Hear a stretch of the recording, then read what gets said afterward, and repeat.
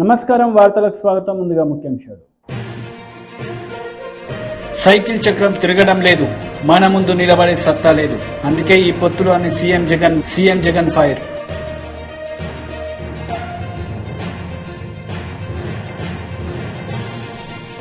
కాంగ్రెస్ భారీ బహిరంగ సభలో పాల్గొన్న సీఎం రేవంత్ రెడ్డి. ఈ సందర్భంగా ప్రసంగం.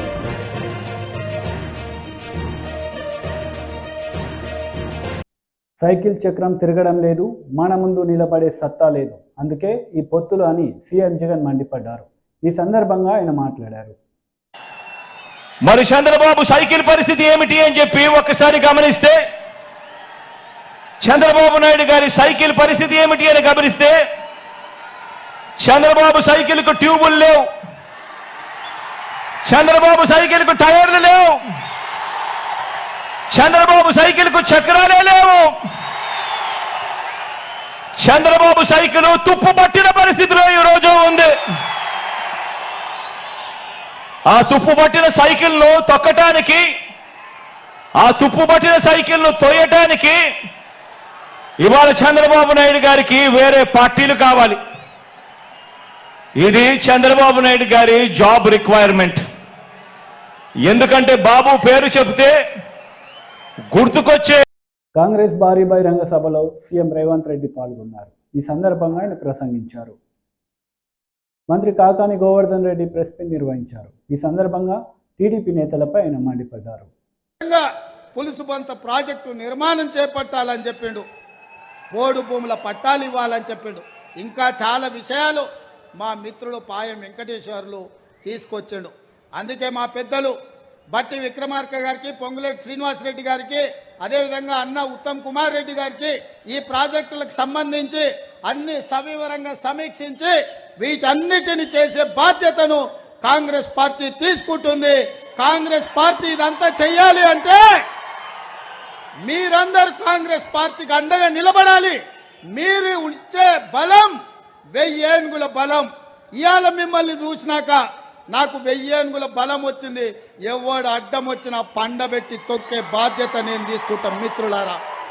మిత్రులారా, మొట్టమొదటిసారి రాజకీయాలలో భాగంగా 2007లో ఈ ఖమ్మం జిల్లాకు రావడం జరిగింది. దాదాపుగా ఈ 18 సంవత్సరాలలో ఏ రోజు ఎప్పుడొచ్చినా, ఎట్లొచ్చినా, ఎంత కష్టాలలో వచ్చినా ఖమ్మం జిల్లా యువకులు, మా మిత్రులు వేలాది మంది వచ్చి ఇక్కడికి అండగా నిలబడి మీ గుండెల్లో పెట్టి చూసుకుంటున్నందుకు మీకందరికీ మనస్ఫూర్తిగా ధన్యవాదాలు. మిత్రులారా,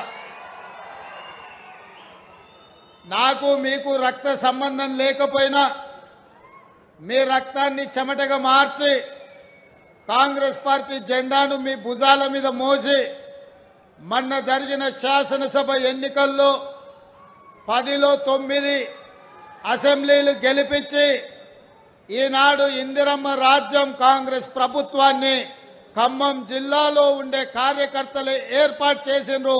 వారికి మనస్ఫూర్తిగా నేను ధన్యవాదాలు తెలియజేయదలుచుకున్న. మిత్రులారా, సూర్యుడు ఎట్లయితే తూర్పున ఉదయించి ప్రపంచానికి వెలుగునిస్తాడో, తెలంగాణకు కూడా భద్రాచలం, మనుగూరు, ఖమ్మం జిల్లా ప్రాంతం తూర్పునే ఉంటుంది. ఇవాళ ఇందిరమ్మ ఇండ్ల పథకాన్ని భద్రాచలంలో శ్రీరామచంద్రుడి ఆశీర్వాదం తీసుకొని ప్రారంభించి ఇవాళ ప్రజా దీవెన సభ మన మనుగూరులో పినపాక శాసనసభ నియోజకవర్గంలో పెట్టి వేలాది మంది ఇక్కడికి తరలి వచ్చి తెలంగాణ రాష్ట్రానికి అటువైపున బీఆర్ఎస్, బీజేపీ నాయకులను ఖబర్దార్ బిడ్డలారా, తెలంగాణ రాష్ట్రంలో కాంగ్రెస్ జెండా ఎగరేస్తామని మీరందరు ఇక్కడికి వచ్చినందుకు మనస్ఫూర్తిగా అభినందిస్తున్నా. మిత్రులారా, మీరు ఆలోచన చేయండి. ఆనాడు కష్టాలలో ఉన్నప్పుడు, కార్యకర్తల మీద అక్రమ కేసులు పెడుతున్నప్పుడు, కాంగ్రెస్ అభిమానులు జైళ్లలో మగ్గుతున్నప్పుడు, పార్టీ నాయకులు భయపడి ఇళ్లలో దాక్కున్నప్పుడు కార్యకర్తలే ధైర్యం చేసి కట్టె చేత బట్టి కాంగ్రెస్ జెండాను మోసి రాబోయే ఎన్నికల్లో కాంగ్రెస్ను అధికారంలోకి తెస్తామని కొట్లాడింది. ఇవాళ అధికారం తెచ్చింది, అధికారం నిలబెట్టింది మీరే అని చెప్పి నేను ఈ సందర్భంగా చెప్పదలుచుకున్నా. మిత్రులారా, సెప్టెంబర్ 17, 2023 నాడు శ్రీమతి సోనియా గాంధీ గారు రంగారెడ్డి జిల్లా తుక్కుగూడలో రాజీవ్ గాంధీ ప్రాంగణంలో 6 గ్యారెంటీలను తెలంగాణ సమాజానికి అభయహస్త రూపంలో మాటిచ్చింది.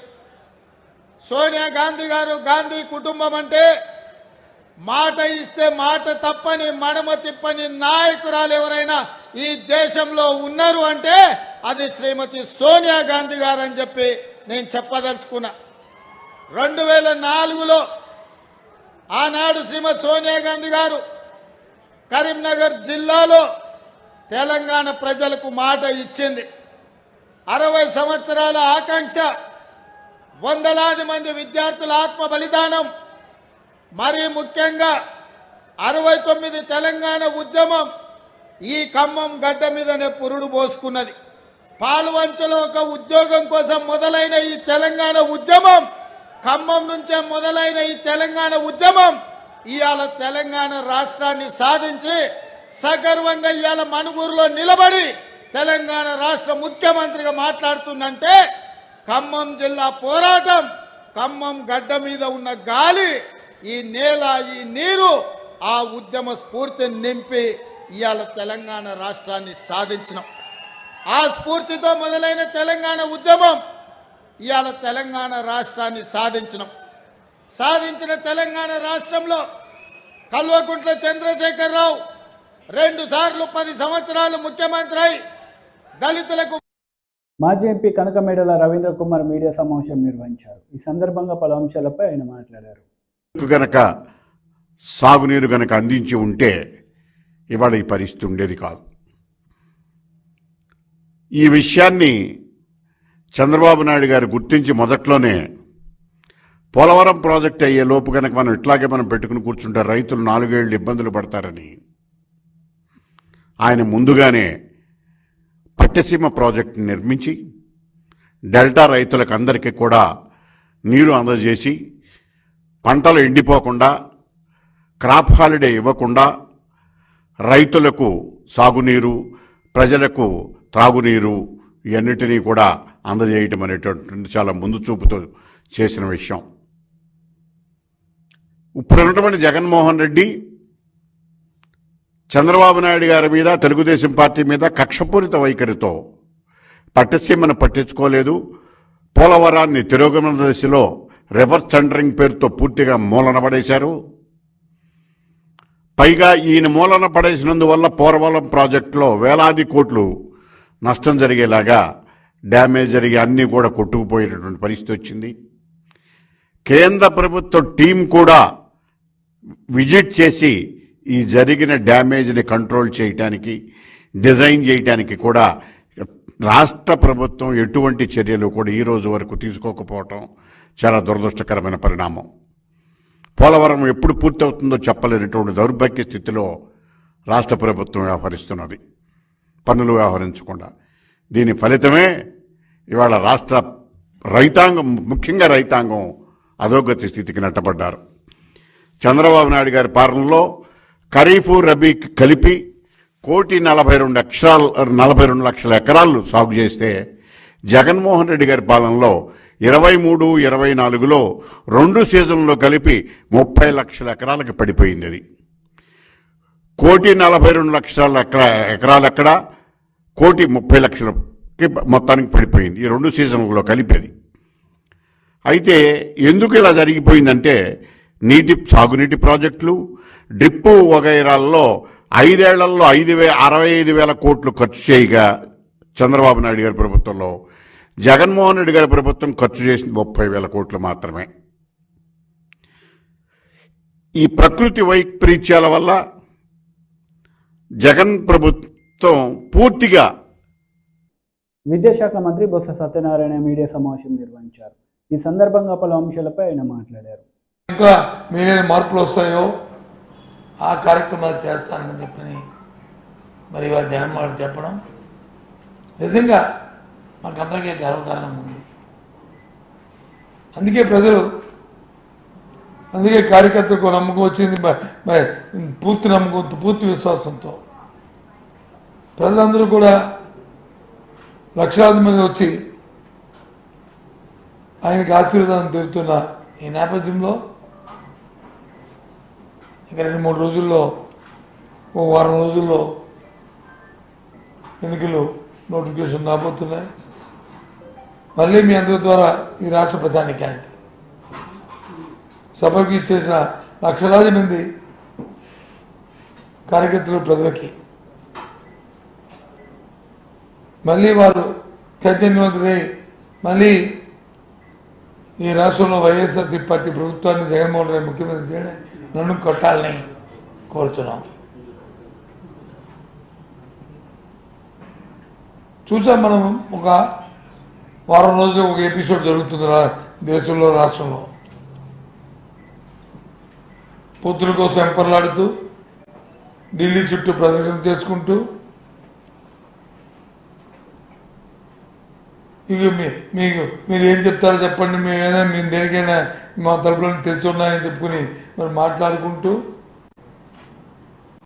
ఇవాళ తెలుగుదేశం పార్టీ కానీ సెలబ్రిటీ పార్టీ కానీ మరి ఏ విధంగా భారతీయ జనతా పార్టీతో తాతాలాడిందో అందరూ ఈ రాష్ట్ర ప్రధానికి అందరూ కూడా చూసే ఉంటారు, తెలుసుకుని ఉంటారు. ఒత్తిడి చేసుకోవడం, ఓ పార్టీని కలిగి ఉండడం ప్రజాస్వామ్యంలో సహజం.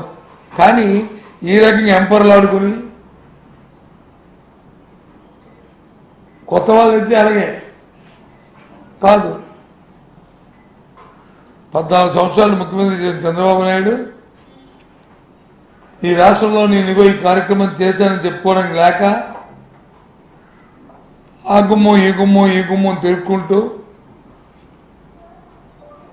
ఇవాళ అవి చూస్తుంటే రాష్ట్ర ప్రధానికానికి జగత్స్ఫురంగా ఉంది. అసహించుకుంటారు ఏంటిది అని. నేను ఉదయాన్ని ఒకరు వచ్చి ఎవరు నాకు వీడియో పెట్టారు. ఉదయాన్నే ఉదయం వీడియో చూశాను. ఏంట్రా ఇదేంటిది అని చూస్తే భారతీయ జనతా పార్టీ నాయకులు మన ఆంధ్రుడు కాకపోయినా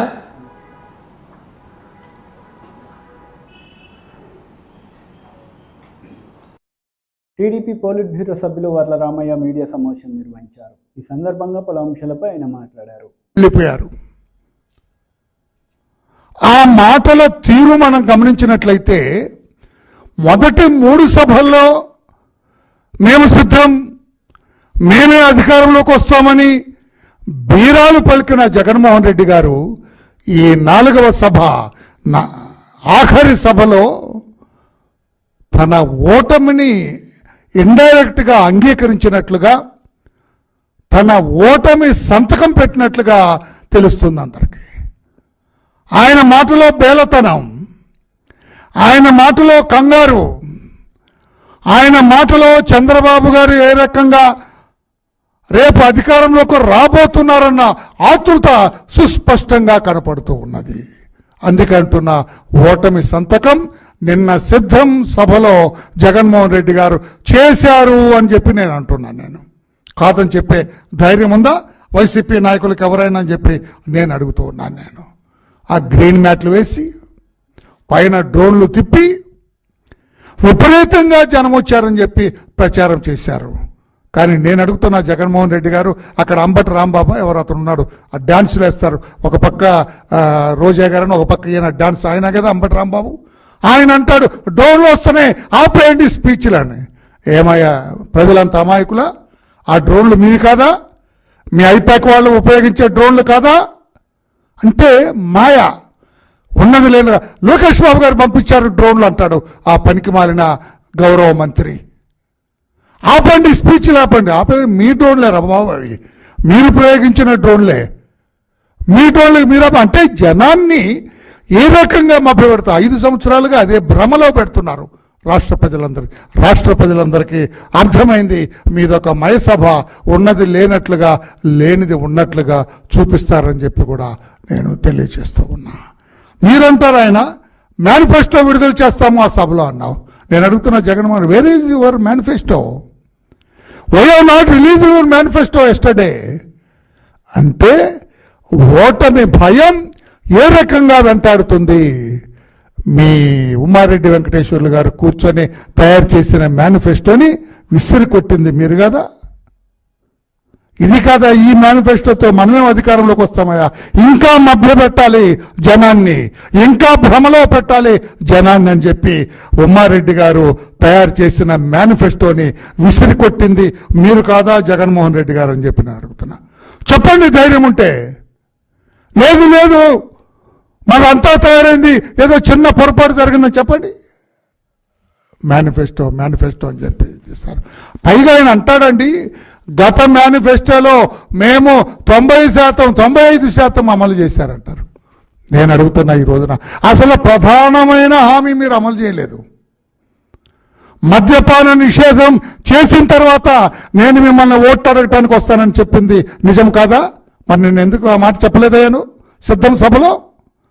మద్యపాన నిషేధం చేశాను నేను, నాకు ఓట్లు వేయండి అని అడగలేదేను. మంత్రి కాకాని గోవర్ధన్ రెడ్డి ప్రెస్ మీట్ నిర్వహించారు. ఈ సందర్భంగా టీడీపీ నేతలపై ఆయన మండిపడ్డారు. కింద ఉన్నటువంటి వాళ్ళకన్నా స్టేజ్ మీద ఉన్నటువంటి వాళ్ళని చూస్తే అసలు కళ్ళు తిరిగేటువంటి పరిస్థితి, ఒక అలలాగా జనసముద్రంలాగా ఎక్కడ చూసినా సరే. కాబట్టి అంత కష్ట నష్టాలకు వచ్చి ప్రజలు అంత పెద్ద ఎత్తున పాల్గొని జగన్మోహన్ రెడ్డి గారికి ఆశీస్సులు అందించడానికి తరలి వచ్చినందుకు ప్రతి ఒక్కరికి పేరు పేరున నా హృదయపూర్వకమైనటువంటి కృతజ్ఞతలు తెలియజేస్తున్నాను. అయితే ఎందుకు జనం ఇంతమందికి రావడానికి కారణం అంటే 58 నెలలు జగన్మోహన్ రెడ్డి గారి ముఖ్యమంత్రిగా ప్రతి ఇంటికి సంక్షేమ ఫలాలను చేర్చగలిగాడు. కాబట్టి ప్రతి కుటుంబం ఈరోజు జగన్మోహన్ రెడ్డి గారి ద్వారా సంక్షేమ లబ్ధి మా ఇంటికి చేరింది అని చెప్పి గ్రహించారు. కాబట్టే ఆ ఇంట్లో ఉండేటువంటి వాళ్ళు తమ బాధ్యతగా జగన్మోహన్ రెడ్డి గారు ఏర్పాటు చేసినటువంటి సభకు వెళ్ళాలి, ఆయనకు మన ఆశీస్సులు అందించాలి, మనం మద్దతు పలకాలి, మనం అందరం రేపు జరిగేటువంటి ఎన్నికలకు మేమందరం సిద్ధంగా ఉన్నాం అనేటువంటిది ఆయనకి తెలియజెప్పాలనేటువంటి లక్ష్యంతో ఈరోజు రావడం జరిగింది. అంటే పథకాలు నేరుగా ఇంటికి చేరాయి, మనం నేరుగా ఇంటి గడప దాటి బయటికి వెళ్ళి జగన్మోహన్ రెడ్డి గారికి మన ఆశీస్సులు అందించాలనేటువంటి ఒక అరుదైనటువంటి ఆలోచనతో వచ్చే ప్రభుత్వం సొమ్ము ఇచ్చారు ఏముందనేటువంటిది కాకుండా పార్టీలకు అతీతంగా, పార్టీలతో సంబంధం లేకుండా ఏ పార్టీకి చెందనటువంటి వ్యక్తులు, కొంతమంది కరుడు కట్టినటువంటి తెలుగుదేశం పార్టీకి సంబంధించినటువంటి వ్యక్తులు వీళ్ళందరూ కలిసి బస్సులు ఎక్కి తరలి వెళ్ళారంటే దాని అర్థం ప్రతి కుటుంబానికి ఈరోజు లబ్ధి చేకూరింది. కాబట్టి జగన్మోహన్ రెడ్డి గారు ప్రతి కార్యక్రమాన్ని ఇంటికి చేర్చాడు. కాబట్టి ఆ ఇంటిలో ఉన్నటువంటి కుటుంబాలు జగన్మోహన్ రెడ్డి గారికి ఆశీస్సులు అందించడానికి బయటకు వచ్చాయి. అయితే దురదృష్టం ఏంటంటే బ్రహ్మాండంగా సభ జరిగింది, జనం బ్రహ్మాండంగా హాజరయ్యారు. తెలుగుదేశం పార్టీకి సంబంధించినటువంటి చంద్రబాబు నాయుడికి కన్ను కుట్టింది. ఇది చంద్రబాబు నాయుడికి ఎప్పుడూ పాపం గ్యాస్ట్రిక్ ట్రబుల్ ఉంది. ఏది జగన్మోహన్ రెడ్డి గారి సభ జరిగినా వెంటనే కడుపు మంట ప్రారంభమవుతుంది. దాన్ని ఆ మంటకు ఉపశమనం ఏంటంటే తనకున్నటువంటి అనుకూల మీడియా, దాంతోపాటు వాట్సప్, సోషల్ మీడియాలు, దాంతోపాటు ఇంకా రకరకాలైనటువంటి యూట్యూబ్ ఛానల్స్ వాటిని వీటిని పెట్టి రకరకాలుగా తిప్పి సాయంత్రానికి ఆ మందు ఏంటంటే సరిగ్గా జరగలేదనేటువంటిది రాయించి చూపించి పోస్టింగ్లు చేయించి సంతృప్తిపడి పొనుకొని నిద్రపోయేటువంటిది అలవాటు. ఈరోజు నేను అడుగుతున్నా చంద్రబాబు నాయుడిని కానీ, రాతలు రాసినటువంటి వాళ్ళు కానీ, కూతలు కూసినటువంటి వాళ్ళని కానీ 2,70,000 కోట్ల రూపాయలు ప్రజలకు అందించినటువంటిది గ్రాఫిక్సా? అంటే అమ్మఒడి పథకం ఇంటికి చేర్పించింది గ్రాఫిక్సా? రైతు భరోసా ప్రతి రైతుకు అందించింది గ్రాఫిక్సా? వైఎస్ఆర్ ఆసరా, వైఎస్ఆర్ చేయుత మహిళలకు అందించింది గ్రాఫిక్సా? రజకులు, న్యాయబ్రాహ్మణులు, టైలర్లకు 10,000 రూపాయలు అందించింది గ్రాఫిక్సా? జగనన్న విద్యా దీవెన, వసతి దీవెన విద్యార్థులకు అందించింది గ్రాఫిక్సా? ఇళ్ళు లేనటువంటి నిరుపేదలకు ఇళ్ల స్థలాలు ఇచ్చినటువంటిది గ్రాఫిక్సా? ఇళ్ల స్థలాలు ఇచ్చినటువంటి వాళ్ళకి ఇళ్ళు కట్టించి ఇవ్వడం కూడా గ్రాఫిక్సా?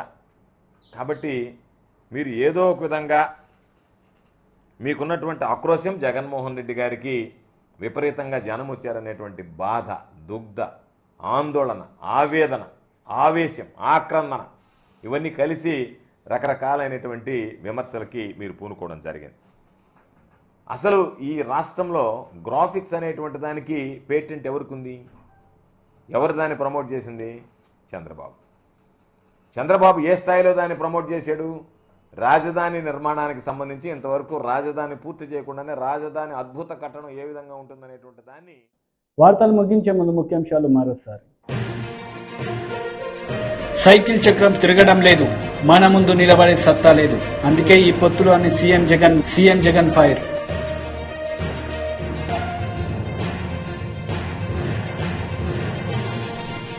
కాంగ్రెస్ భారీ బహిరంగ సభలో పాల్గొన్న సీఎం రేవంత్ రెడ్డి. ఈ సందర్భంగా ప్రసంగం.